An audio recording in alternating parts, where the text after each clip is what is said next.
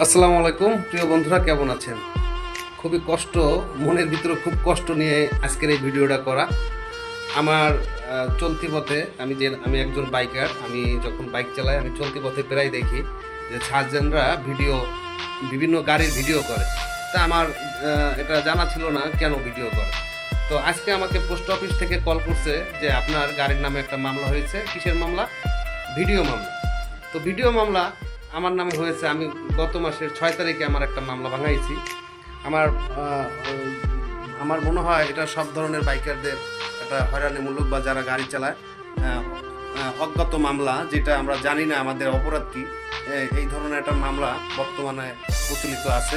আমরা বিগত আমলে এগুলো পাই নাই, বর্তমান সরকার এইগুলো করতেছে। তো আমার কথা হলো, তাদের কাছে মেশিন আছে, আমার স্থান আছে। আমার অপরাধ হলে আমাকে সরাসরি সে যেই মামলাগুলো করে আপনার এই অপরাধ আমরা বিগত আমলে যা পেয়ে আসছি, কিন্তু এখন তার উল্টো হচ্ছে। তার মনে হচ্ছে যেটা মামলা করার দরকার সে ভিডিও করে মামলা করে দেবে। এখন আমি ভিডিও করার একটাই উদ্দেশ্য যে এটার কোনো প্রতিকার কারো জানা আছে কিনা। আমি যদি আমার ফুটেজ না পাই, আমি কি আমাকে যেই চার্জের মামলা দিছে তার ব্যাপারে কোনো ব্যবস্থা নেওয়া যায় কিনা। আমরা খুবই হতাশ, আমরা যারা বাইকার আমরা আসলে খুবই হতাশ। এইখান থেকে আমরা মুক্তি চাই। একটা বাইক একটা রাস্তার পাশে যারা রাইড শেয়ার করেন, একটা যাত্রী রাস্তার পাশে নামাইতেই পারে, কিন্তু সেটার জন্য এভাবে মামলা দিবে। একটা বাইকের জন্য কতটুকু জায়গায় লাগে বা কতটুকু সময় তারা একটা যাত্রী নামাইতে সময় লাগে।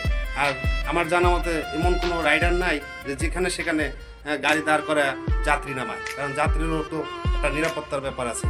যাই হোক, যদি কোনো আইনি ভাই আমার এই ভিডিওটা দেখে থাকেন, অবশ্যই আমাকে একটু পরামর্শ দিবেন যে আসলে আমরা যারা রাইড করি বা আমরা যারা বাইকার আমাদের করণীয় কী, একটু পরামর্শ দেবেন। ধন্যবাদ সবাইকে, ভালো থাকবেন।